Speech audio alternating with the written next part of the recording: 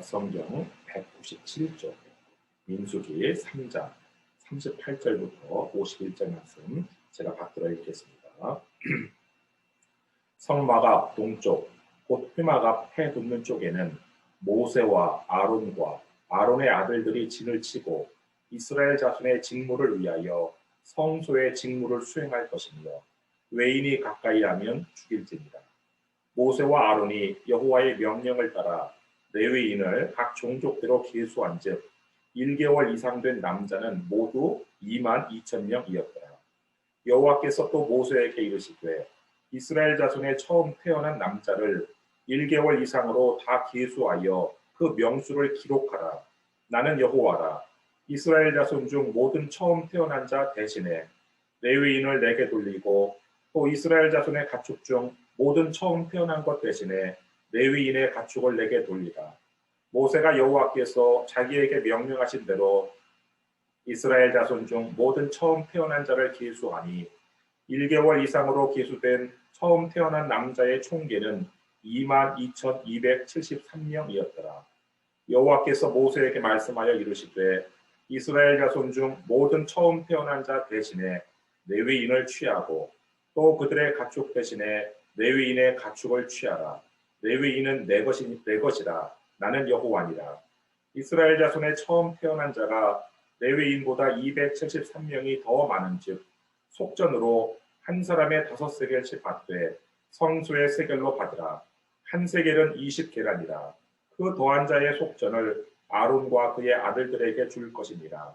모세가 레위인으로 대속한 이외의 사람에게서 속전을 받았으니 곧 이스라엘 자손의 처음 태어난 자에게서 받은 돈이 성소의 세겔로 1365세겔이라. 모세가 이 속전을 여호와의 말씀대로 아론과 그의 아들들에게 주었으니 여호와께서 모세에게 명령하심과 같았느니라. 천지를 창조하신 하나님께서는 온 천하 만물의 주인이십니다. 욥기 41장 11절 말씀 보면은 누가 먼저 내게 주고 나로 하여금 갚게 하겠느냐. 온 천하에 있는 것이 다 내 것입니다. 그래서 온 천하에 있는 것이 다 하나님의 것이기 때문에 이 땅도 다 하나님의 것이에요. 그래서 레위기 25장 13절에는 이런 말씀도 있어요. 토지를 영구히 팔지 말 것은 토지는 다 내 것입니다. 또 그 땅에 사는 생물들도 다 하나님의 것이에요. 시편 50편 9절부터 11절 말씀 보면은 내가 네 집에서 숫소나 내 우리에서 순염소를 가져가지 아니하리니 이는 산림의 짐승들과 무산의 가축이 다 내 것이며 산의 모든 새들도 내가 아는 것이며 들의 짐승도 내 것이미로다. 내가 가령 줄여도 네게 이르지 아니할 것은 세계와 거기에 충만한 것이 내 것이미로다. 그래서 이 온 누리와 이 세계에 가득한 것들이 하나님의 것이에요. 또 심지어는 금과 은도 하나님의 것이에요.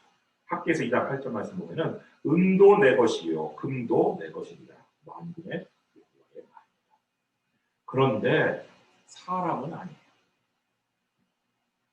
사람은 다 모든 사람이 다 하나님의 것이 아니에요.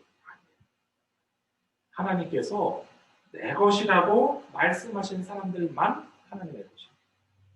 그럼 하나님께서 내 것이라고 말씀하신 그 하나님의 소유된 사람은 어떤 사람일까요? 이스라엘의 장자들이죠. 거기에 오늘 본문 그 13절 한번 가보세요.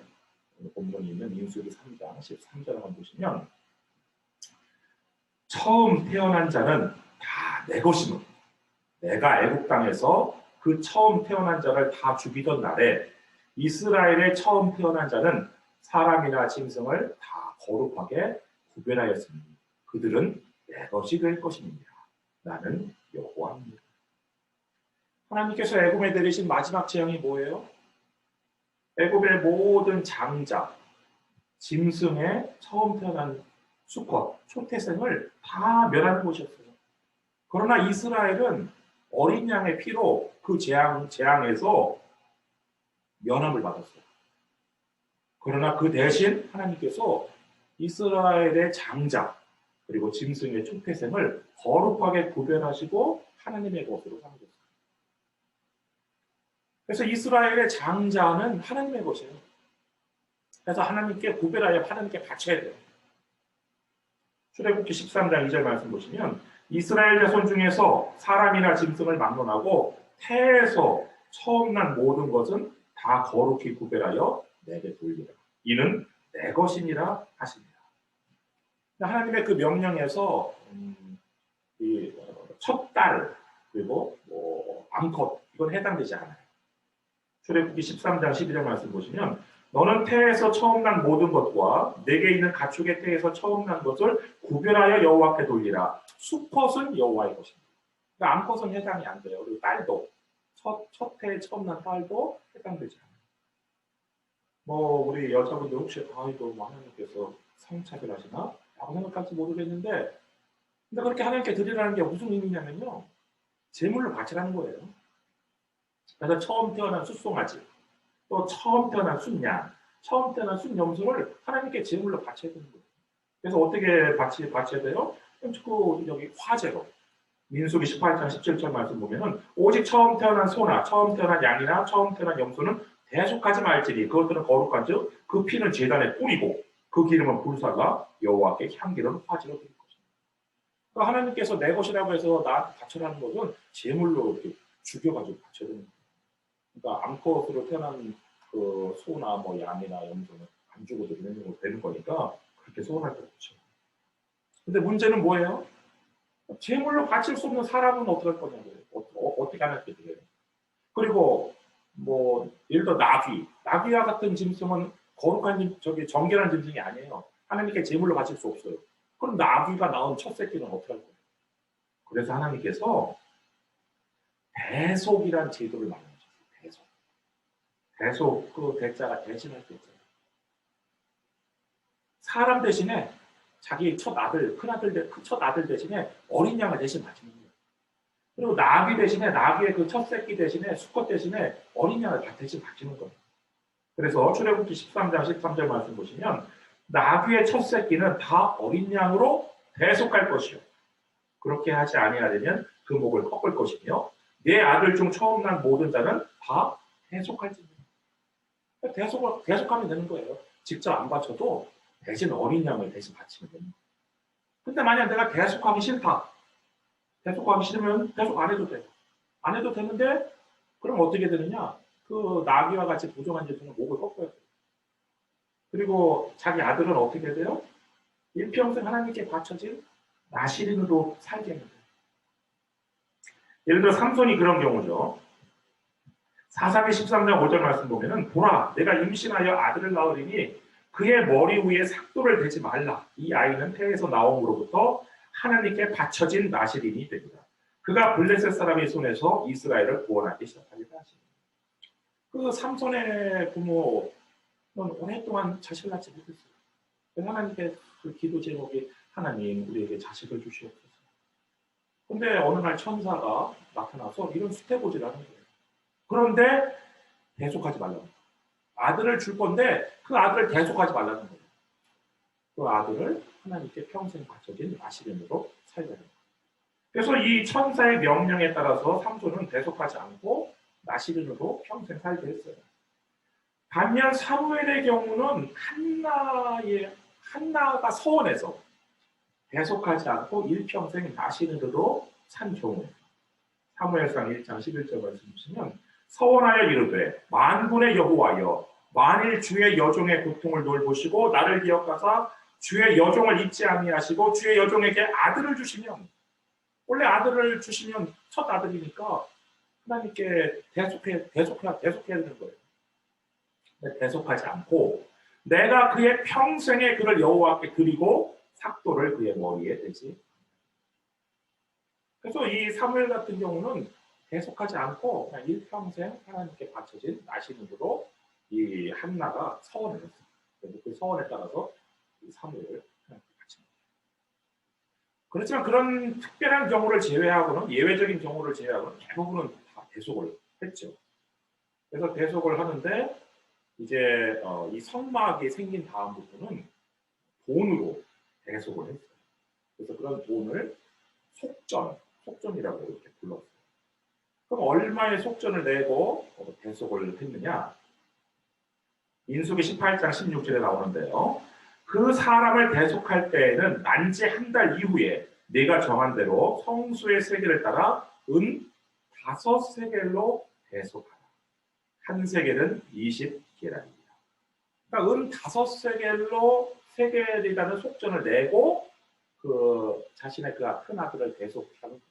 그래서 이 아기를 이 율법에 보면 산모가 아들을 낳으면 40일간 부정해요. 성소에 갈 수가 없어요. 집에서 쉬었다가 40일이 지난 다음에 이제 그 산모의 부정을 정결하게 하는 속죄제 제물을 가지고 성소로 가요. 성소로 갈 때 그때 이 아기도 데리고 가는 거예요. 이 큰 아기, 큰 아들의 경우에 한해서.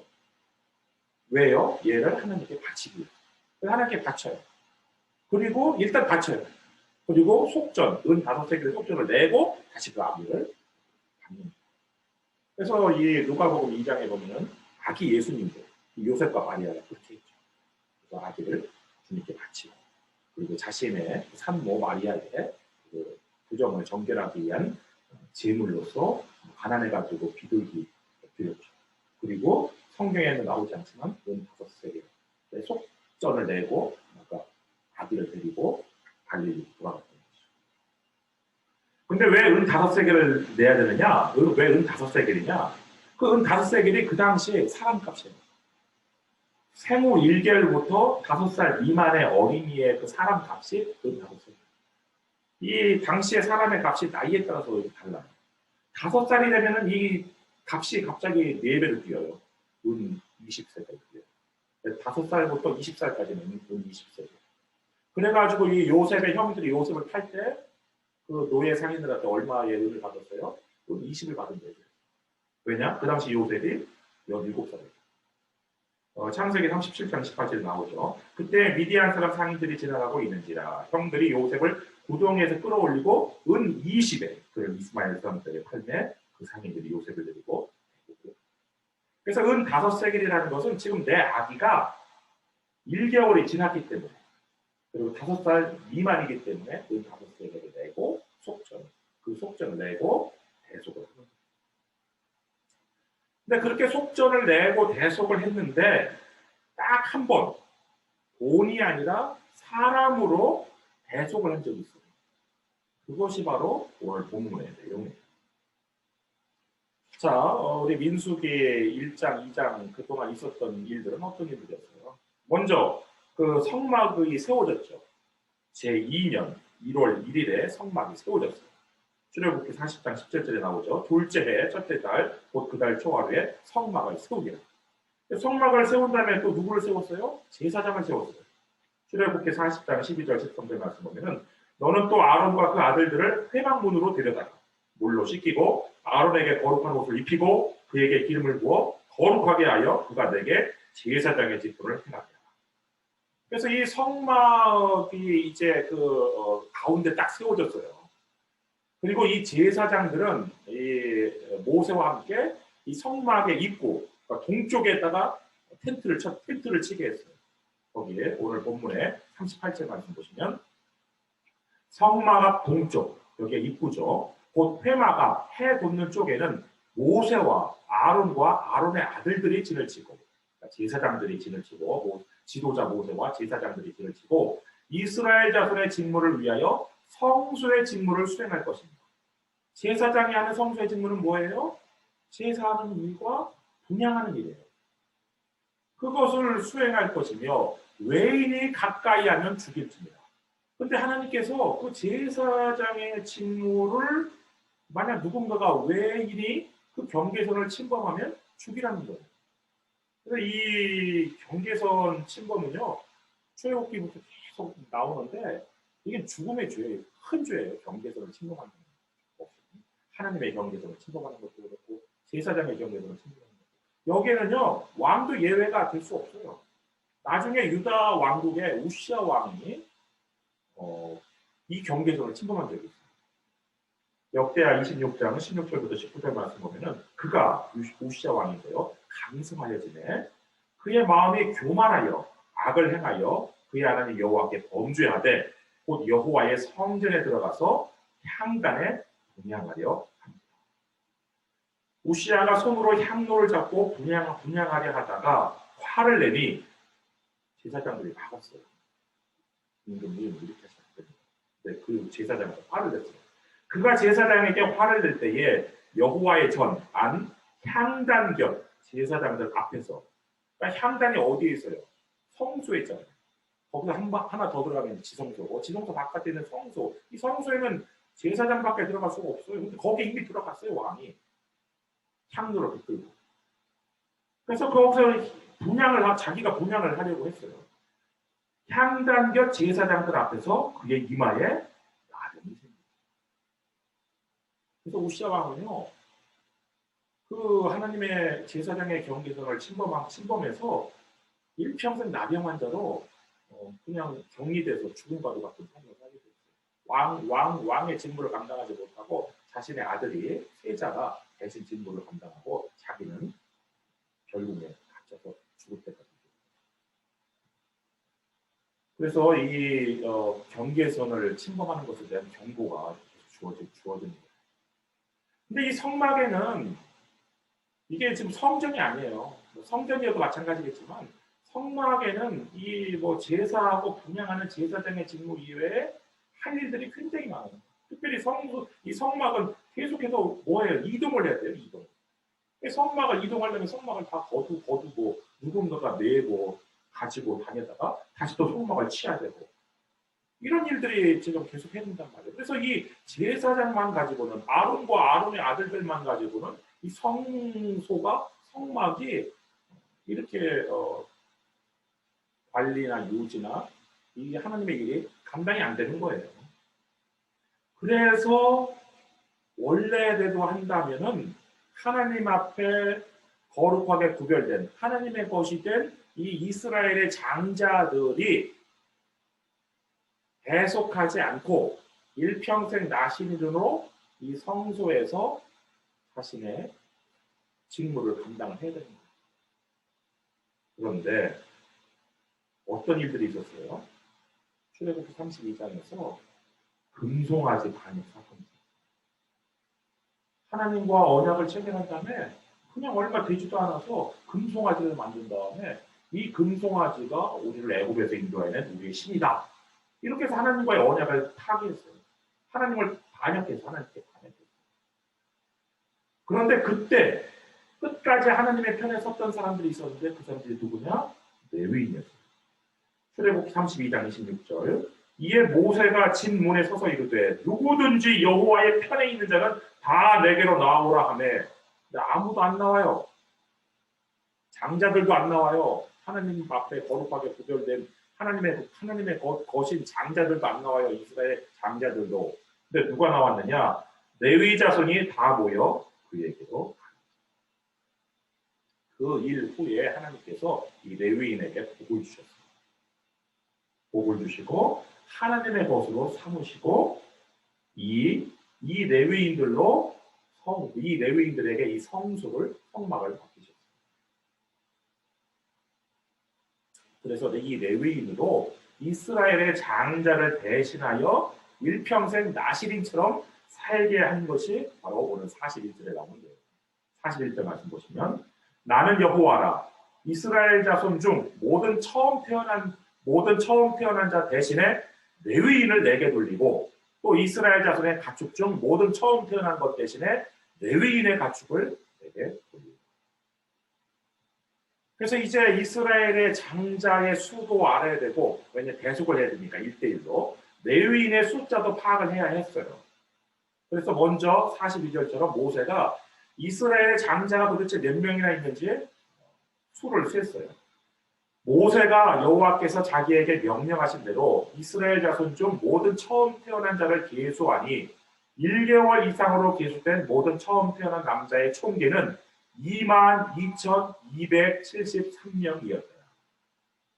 이스라엘 전체 중에 장자가 몇 명 있었느냐? 22,273명이 있었어요. 근데 여기서 1개월 미만의 아기는 뺐어요. 계수하지 않았어요. 왜냐하면 옛날에는 아기들이 태어나서 죽는 경우가 많았어요. 그래서 우리나라에서도 100일 잔치라는 게 뭐예요? 100일 동안 산 것을 축하해서 100일 잔치를 했던 거잖아요. 100일 이전에 아기들이 많이 죽을 수도 있고. 근데 그 기간이 이 이스라엘에서는 1개월이었어요. 그래서 1개월 미만의 아기는 태지 않고 1개월 이상으로 장자, 각 집에 큰아들이 몇 명이었는지 다 세보니까 22,273명이었어요. 그러면 이제 레위인 22,273명을 가지고 이제 대속을 하면 되는 거예요. 한 사람씩.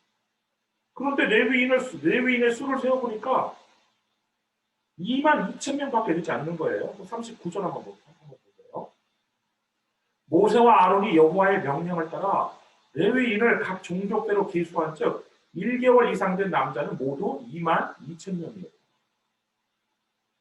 아니 근데 이 레위 지파가 이게 22,000명이라는 이 숫자가요. 다른 지파 숫자랑 비교를 해보면요. 너무 형편없는 숫자예요. 이스라엘 12지파 숫자를 다 계수했을 때 요셉 지파를 한 지파로 생각해 본다면 가장 미약한 지파가 어느 지파였어요? 베냐민 지파였어요.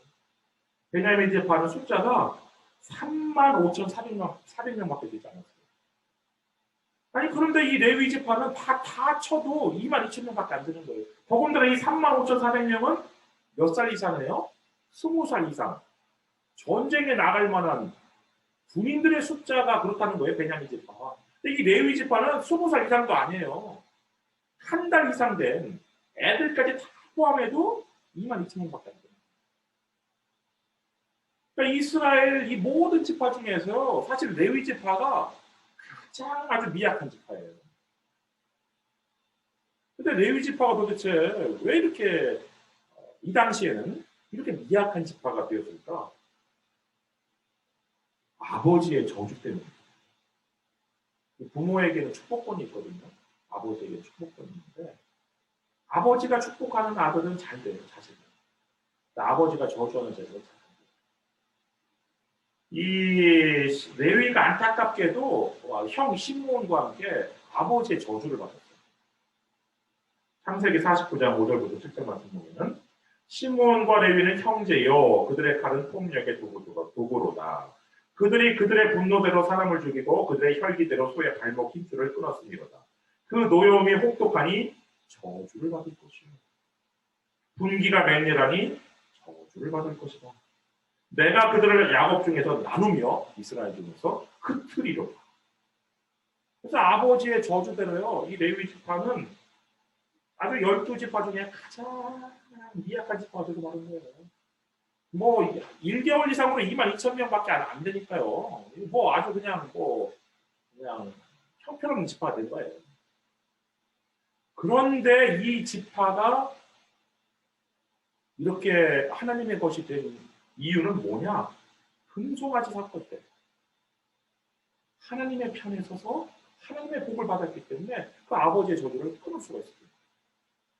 그런데 이 시므온 지파는요 똑같이 아버지의 저주를 받았는데 이 당시에는요 시므온 지파는 레위 지파는 그 아버지의 저주처럼 막 진짜 미약한 지파가 됐는데 이 당시에 시므온 지파는 그렇게 미약해 보이진 않았어요. 그래서 아이고 아버지의 저주가 어떻게 레위한테만 갔네 이렇게 생각될 정도로 시므온 지파는 당시에 인구가 5만 9천 거의 6만 명에 가까운 그래서 이 아버지의 저주를 받지 않은 것처럼 보였는데 세상에 40년 후에 두 번째 인구조사가 이제 민수기에 나오거든요.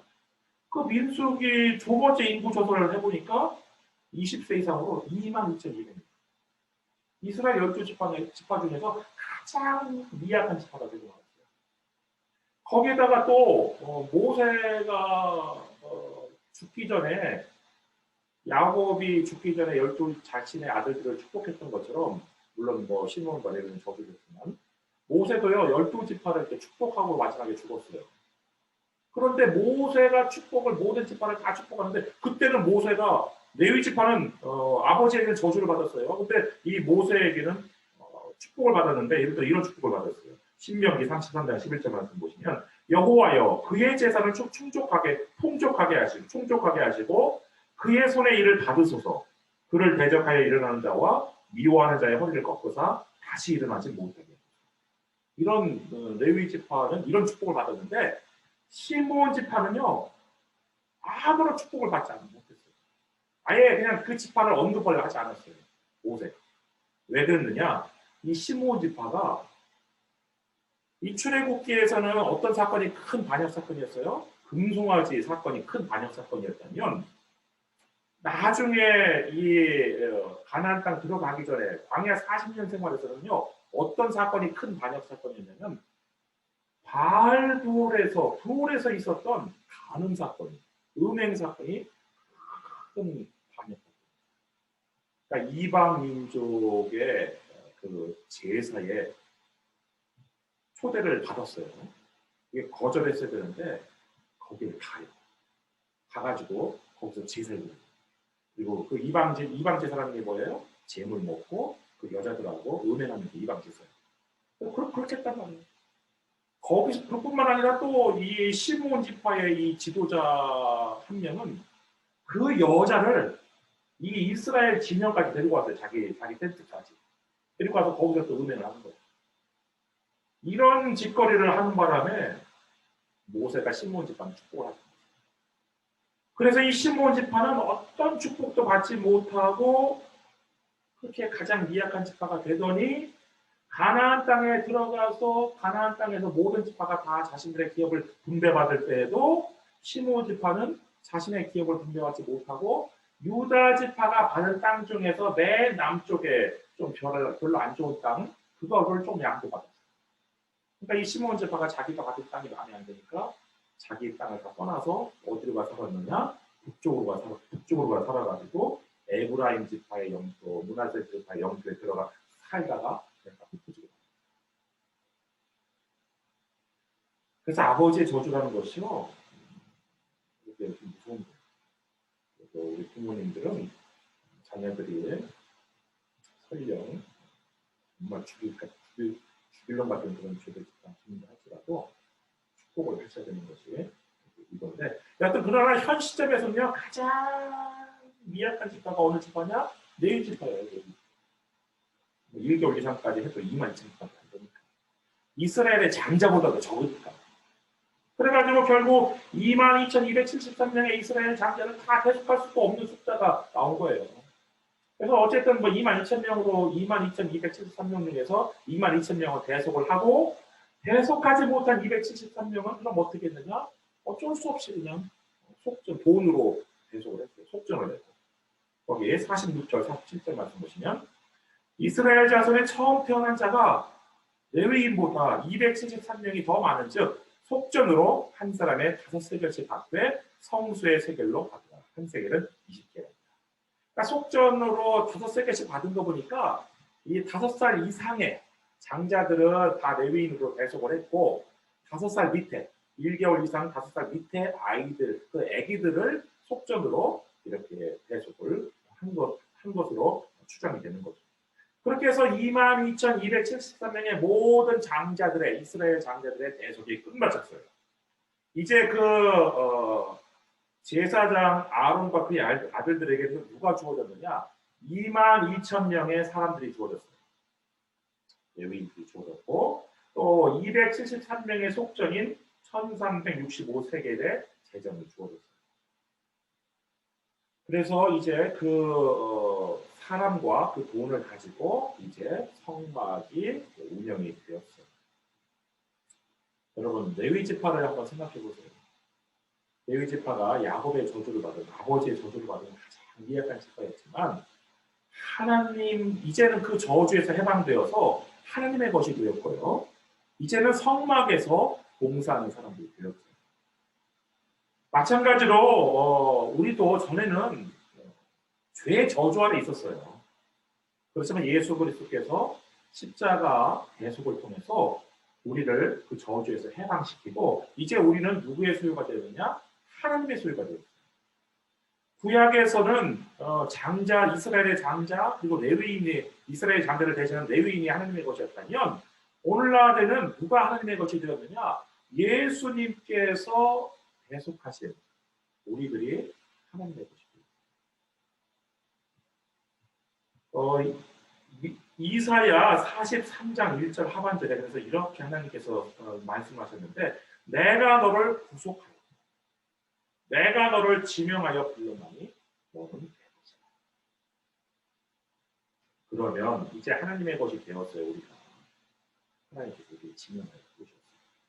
그럼 이제 하나님의 것이 된 우리는 이제 무슨 일을 하면서 살아야 될까요? 레위인들은 성막에 들어가서 성막에서 봉사하며 살았어요. 그런데 이제 우리는 무슨 일을 하며 살아야 될까요? 이사야 43장 10절 상반절에 보면 이런 말씀이 있어요. 나 여호와가 말하노라. 너희는 나의 증인, 나의 종으로 택함을 입으라. 그러니까 우리는 이제 무슨 일을 하며 살아야 되냐면요. 증인의 일을 하며 살아야 됩니다. 하나님의 것이 된 우리는 하나님의 증인이 되었어요. 그래서 하나님께서 하신 일을 증거하며 살아야 되는 거예요. 여러분, 하나님께서 하신 일이 무엇이에요? 너무 많죠. 창세기 1장 1절, 창세기 1장부터 보시면 하나님께서 천지를 창조합니다. 근데 신약에서요, 하나님께서 하신 일 중에 가장 큰 일이 무엇이냐? 십자가에서 돌아가신 예수님을 다시 살리십니다. 사도행전 2장 32절, 33절 말씀 보시면 이 예수를 하나님이 살리신다. 우리가 다 이 일의 증인이로다. 하나님께서 오른손으로 예수를 높이심에 그가 약속하신 성령을 아버지께 받아서 너희가 보고 듣는 이것을 부어주십니다. 이게 베드로의 오순절 설교 내용인데요. 하나님께서 뭘 하셨느냐? 예수님을 살리셨다는 거예요. 십자가에서 죽으신 예수님. 그리고 그 예수님을 높이 올리셨다는 거예요. 예수님을 하늘로 높이 올리셨다는 거예요. 그런 다음에 하나님의 오른편에 앉히게 하셨다는 거예요. 그리고 그 하늘로 올리신 그 예수님을 주님과 그리스도가 되게 하셨다. 사도행전 2장 36절 말씀. 그런즉 이스라엘 온 집은 확실히 알지니 너희가 십자가에 못 박은 이 예수를 하나님이 주와 그리스도가 되게 하셨습니다. 그래서요, 하나님께서 하신 신약에서 하신 큰 일이 뭐냐? 예수님의 부활, 예수님의 승천, 그리고 예수님에게 모든 이름 위에 뛰어난 이름을 주신 것. 모든 사람들의 주님, 모든 사람들의 그리스도가 되게 하신 것. 그리스도는 메시아죠. 메시아는 구원자죠. 구원자가 되게 하신 것, 이것이 하나님께서 하신 큰 일이에요. 그래서 이제 우리는 뭐 목회자든 뭐 평신도든 우리는 무엇을 하며 살아야 되느냐? 하나님의 증인, 예수님의 증인, 부활의 증인으로서 예수님께서 어떤 분이시라는 것을 주님이시고 예수님께서 구원자라는 것을 전하면서 증거하면서 살아야 되는 것이죠. 성령님의 본능으로 증인의 삶을 사시기를 주님의 이름으로 축원합니다. 기도하겠습니다.